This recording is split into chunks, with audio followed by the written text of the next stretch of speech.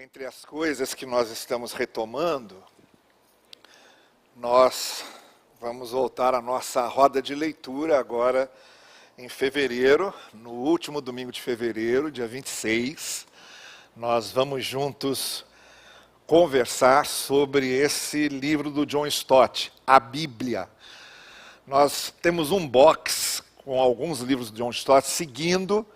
John Stott é um dos autores mais renomados e consegue somar duas qualidades, a profundidade e a simplicidade ao mesmo tempo, quando trata desses temas bíblicos. Começamos lendo o Evangelho, o que é que o Evangelho faz com a nossa vida. Depois nós lemos o segundo volume, O Discípulo. Aquele que conhece o Evangelho se torna o discípulo. Agora, aquele que conhece o Evangelho e é o discípulo, precisa conhecer a Bíblia. E o que a Bíblia, como palavra de Deus, representa para a gente. É sobre isso que trata esse livro do John Stott. Você tanto pode adquirir o box com os 5 livros, como também pode adquirir o livro sozinho. Esse é o livro desse mês de fevereiro. E nós vamos fazer o seguinte: no último domingo de fevereiro, dia 26 de fevereiro, às 18 horas, a gente vai ter aqui o nosso encontro com as pessoas que participam da roda e vamos conversar sobre esse livro. No dia do encontro, no domingo, dia 26, eu vou fazer um sorteio e as 12 pessoas sorteadas, 12 porque é o número dos apóstolos, as 12 pessoas sorteadas vão fazer um curso particular comigo sobre introdução à Bíblia, tá bem? Só os 12 sorteados, eu vou me encontrar pessoalmente com eles e vamos fazer uma introdução à Bíblia daquele jeito que eu quero fazer com vocês, tá certo? Então é isso. Então você adquire o seu livro, no último domingo de fevereiro venha, porque aí nós vamos sortear os 12 apóstolos, ou apóstolas, e aí os 12, juntamente com o mestre, vão estudar a Bíblia junto, tá bem? Depois, no final, a gente sabe, o mestre é crucificado, tem aquilo tudo. Mas aí é outra história, deixa isso para a sua hora certa. Olha, nós estamos também recomeçando hoje a classe de pais, que foi uma ideia que deu muito certo, foi muito gratificante. Nós temos uma classe de EBD específica para pais que estão começando a criar seus filhos, que estão aí na idade infantil ou entrando na idade da adolescência, sempre esse período que requer um pouco mais de atenção. E nós estamos recomeçando a classe hoje. No 3º andar, os alunos que já eram da classe hoje já podem retomar, depois de um recesso que tivemos. E novos alunos que, por acaso, a partir de hoje, você que é pai de criança e de adolescente quiser participar da classe, também está convidado. Nós vamos começar a estudar essa revista, Pais e Mães da Bíblia. A gente passou o primeiro período da classe de pais focalizando alguns temas específicos, muito específicos, sobre coisas com as quais nossos filhos lidam hoje. E agora, nesse segundo período da classe, nós vamos ver exemplos de pais e mães da Bíblia, que como nós não eram perfeitos, que como nós tinham suas imperfeições e que como nós queriam ser os melhores pais que pudessem. E a gente vai aprender com eles os acertos e os erros desses pais e mães da Bíblia. Então, você que é da classe de pais hoje, eu vou sentar com a classe hoje. Na verdade, os professores da classe são o Arthur e a Eliana. Mas hoje, que é o primeiro encontro, nós vamos sentar lá juntos para conversarmos alguma coisa. Eu vou fazer uma apresentação geral aqui desse tema, tá bem? Olha, nós vamos celebrar a ceia. E eu queria ainda muito preso ao nosso tema do ano, venha junto, a comunhão da fé em ação. A gente tem destacado muito especialmente essa ideia da comunhão, da fé e da fé em ação, eu gostaria de hoje fazer uma reflexão mais breve, até por causa do nosso horário, mas algo que eu vou começar agora e provavelmente vou terminar à noite, na minha mensagem da noite. Mas eu estou tentando marcar que a maior característica daquilo que podemos mostrar de Deus às pessoas é o nosso amor, como eu já tenho dito isso. Quando a gente ama, quando a gente serve às pessoas, quando a gente perdoa, tem misericórdia, nós estamos tornando Deus visível a essas pessoas. E como Deus se tornou visível a partir de Cristo, que veio amar e perdoar, eu tenho repetido que Deus só se torna visível através de nós quando nós amamos e agimos em serviço, em misericórdia. Não tem outro jeito. Deus continuará sendo uma ideia abstrata e muitas vezes sem sentido, se através de nós ele não for revelado de modo muito direto, através de como amamos, como vivemos em amor, e como o reino de Deus se resume a isso. E como o Evangelho se resume a isso. Eu tenho dito aqui várias vezes, o Evangelho ele vem em forma de dom, de graça, ele é recebido por nós como graça, e é transmitido como graça. Então o Evangelho é assim, nós somos amados por Deus e a gente ama. Nós fomos servidos por Jesus e a gente serve. Recebemos a misericórdia de Deus e somos misericordiosos. Isso é o Evangelho. O resto é tudo acréscimo e penduricalho.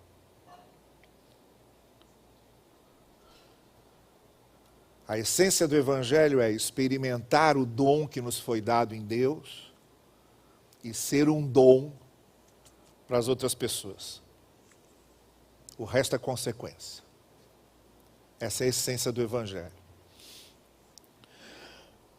E eu queria também, numa outra ênfase, fixar muito na nossa ideia, na nossa maneira de pensar, que não existe fé sem ação. Essa é uma outra coisa que nós devemos nos lembrar. Quando Jesus estava terminando de fazer alguns pronunciamentos antes da sua crucificação e da sua ressurreição, e quando foi definir com os discípulos quem era a ovelha e quem não era, o critério usado por Jesus foi esse aqui: colocará as ovelhas de um lado e os bodes, as não ovelhas, do outro. Então o rei, vocês que estão estudando o Evangelho de Mateus na EBD, já são doutores no Evangelho de Mateus, já sabem disso. O Evangelho de Mateus está falando do reino e do rei. Então o rei dirá às ovelhas: venham benditos de meu Pai, recebam por herança o reino preparado para vocês desde a criação do mundo. Pois tive fome e vocês me deram de comer. Tive sede e me deram de beber. Era estrangeiro e me acolheram. Estava nu e me vestiram. Estava doente e me visitaram. Estava na cadeia e vieram me ver. Então os justos lhe perguntarão: Senhor, quando foi que te vimos com fome e te demos de comer, com sede e te demos de beber? Quando foi que te vimos estrangeiro e te acolhemos, nu e te vestimos? E quando é que te vimos doente ou na cadeia e fomos visitar-te? E respondendo o rei lhes dirá: eu lhes garanto, todas as vezes que vocês fizeram isso a um desses meus irmãos mais pequeninos, foi a mim que o fizeram. E depois o contrário vai acontecer. Não vou ler aqui só para ganharmos tempo, mas ele vai dizer, porque vocês não fizeram nada disso. Então, como critério de Jesus, como ação. O critério foi esse. Vocês fizeram. Vocês agiram. É pilha, né? Acho que é pilha. Deixa eu tentar ser bem prático aqui, que é o seguinte. Desenvolveram-se 3 maneiras de pensar a fé ao longo da história da igreja. A primeira, como todo mundo queria ter um pensamento único, desenvolveu-se que a fé verdadeira era crer num conjunto de doutrinas específicas. E lançou-se a ideia de que, se eu creio nesse conjunto de doutrina, que eu acredito será a verdade, então eu estou no reino. Isso foi desenvolvido logo nos primeiros 500 anos da igreja. Só que teve um problema. Desde o Novo Testamento, você tinha lá um grupo que era mais judaizante e outro que era mais gentílio, que lá eles já começavam a se estranhar sobre qual é o corpo doutrinário verdadeiro. E daí para frente só foi piorando. A história da igreja cristã é o surgimento da história de diversos grupos cristãos que foram surgindo ao longo desses 2000 anos. Vários surgiram, vários desapareceram, alguns se expandiram mais, outros menos. E cada um dizendo que eles tinham um conjunto de dicas a respeito de Deus. E aí começou-se a pensar que ter fé é ter um conjunto de doutrinas que é a única verdade possível. Então, isso é um problema. Por exemplo, nós batistas batizamos por imersão. Os presbiterianos batizam por aspersão.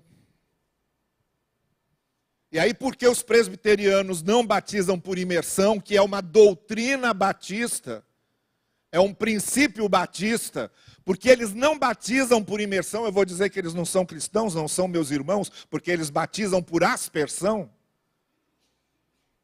Ou pior do que isso, eu vou achar, como muito batista achava isso, que por ser batista e por batizar por imersão, eram os únicos que estariam na vida eterna. No sul dos Estados Unidos surgiu lá um grupo chamado de landmarquistas. Landmark é a expressão inglesa que quer dizer marcar uma fronteira aqui, daqui para cá pode, daqui para lá não pode. Esses landmarquistas diziam, só os batistas são os únicos cristãos verdadeiros. E como muitos desses missionários landmarquistas vieram para o Brasil, nós fomos ensinados durante muito tempo aqui que só batista é que era cristão verdadeiro. Aí tinha até aquela piada, né, do cara chegando no céu, ali ficam os pentecostais, ali os presbiterianos, ali os anglicanos, ali os luteranos. Aí tinha um grupo de batistas orando, eu falava, que ali são os batistas, mas fala baixo, que eles pensam que eles estão sozinhos aqui, e a gente não quer decepcionar. Relação com Deus, reino de Deus, salvação, espiritualidade, não tem nada a ver com a verdade de um grupo de doutrinas. Porque se tivesse, nós estaríamos numa situação muito difícil, porque nem os batistas concordam em tudo. Tem batistas que creem em algumas coisas de um modo e tem outros que creem de outro. Aí você vai fazer o quê? Só os batistas da igreja de Barão da Taquara é que vão entrar no céu, e os batistas da África, que tem uma outra maneira de ver muitas coisas diferentes da gente, não? Então isso aqui não tem nada a ver com corpo de doutrina. Corpo de doutrina é uma questão da instituição, do grupo institucional. Se eu quero ser batista, aí eu vou ser batizado por imersão, porque eu quero ser batista. Se eu quero ser presbiteriano, eu vou ser batizado por aspersão e porque eu vou ser presbiteriano. É só para isso. Cada grupo institucional tem o seu grupo de doutrinas. Quem quiser entrar para aquele grupo institucional, cumpra as doutrinas daquele grupo institucional. Mas não tem nada a ver com salvação, com o reino de Deus, com comunhão com Deus. É instituição religiosa. Isso é uma coisa. Ninguém tem o direito de dizer que só é irmão em Cristo aquele que pensa exatamente como nós pensamos. Ninguém tem esse direito. Depois, se desenvolveu um outro pensamento, que era o de que, durante toda a Idade Média, então isso foi durante os 500 primeiros anos, o que vale é o corpo doutrinário. Você só crê se crê no meu corpo doutrinário. Se você vê Deus só como eu vejo, aí você crê. Na Idade Média, desenvolveu-se uma outra categoria de fé, que era a categoria ritual, litúrgica. A igreja desenvolveu vários rituais, várias liturgias. E aí surge aquela máxima ex ecclesiam nulla salum. Fora da igreja não há salvação. Que igreja? Essa igreja, na época a igreja romana, que tem esses ritos, que tem essa liturgia. Quem fizer diferente disso, não é cristão verdadeiro. E isso se tornou tão forte que eles inventaram na Idade Média, os cristãos, não foram os muçulmanos, não foram os ateus, não foram os filósofos, não foram os racionalistas, foram os cristãos. Os cristãos inventaram um mecanismo de controlar as pessoas para que elas tivessem os mesmos rituais, as mesmas liturgias, a mesma forma da igreja, que foi a Santa Inquisição. Quem saísse desse formato, quem saísse dessa gaveta, quem saísse desse padrão, era queimado. E era queimado com a seguinte teologia: vamos queimar o corpo, porque se o corpo sofrer, a alma estará salva. Então, durante pelo menos 2 séculos, queimaram milhares de pessoas, acusando-as de serem diferentes, e ainda achavam que estavam fazendo um grande favor a elas, porque o corpo sofrendo, a alma poderia entrar no paraíso. Demoníaco a coisa mesmo.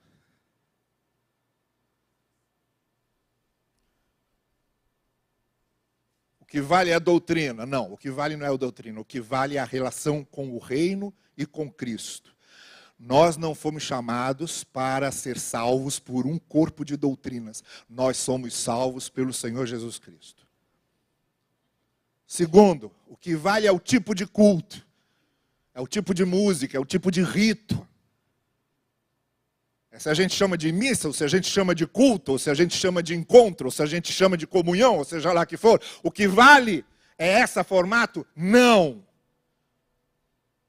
Porque não importa se é no Monte Sião, ou se é no Monte Gerizim, Deus é Espírito, e o que importa é que os que o adorem em Espírito e em verdade.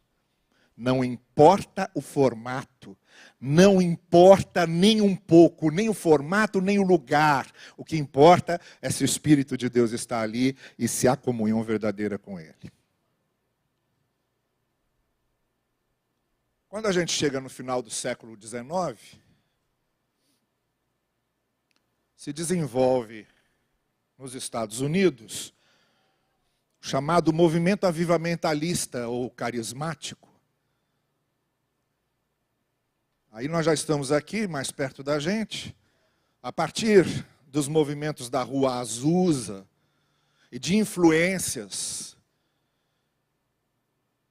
grandes dos avivamentos, dos 2 grandes avivamentos que haviam decorrido, primeiro na Inglaterra, depois nos Estados Unidos, e aí se desenvolveu isso no século XIX, toda uma liturgia mais espiritualizada em termos de de fervor, quando começa a nascer, então, o movimento pentecostal, e tudo o que vem do movimento pentecostal, aí se cria uma nova modalidade dizendo: você só tem o Espírito de Deus se você fizer milagres, se você falar em línguas, se você fizer prodígios. Só tem o Espírito de Deus se você cai no chão, se você rola no chão, se sai babando, coisas do tipo. Só tem o Espírito de Deus se você é fervoroso. Então se vincula o sentir com a fé. E aí, eu quero me emocionar. Quanto mais eu me emocionar, quanto mais eu sentir, mais fé eu tenho. E aí criou-se essa terceira modalidade em que confundiu-se emoção com fé. Basta sentir e pronto. E aí as pessoas sentem o que querem. E a mente humana é capaz de produzir as sensações, os sentimentos mais improváveis, e produz. E tudo em nome de Deus. Bem, então para encerrar aqui e voltar ao que Cristo disse. Quando Jesus estava encerrando o Sermão do Monte, ele disse o seguinte: nem todo aquele que me diz Senhor, Senhor, entrará no reino dos céus, e sim aquele que faz.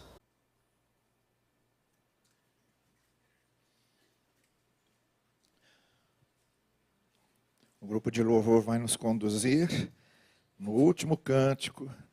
Nós vamos entoá-lo antes de encerrarmos.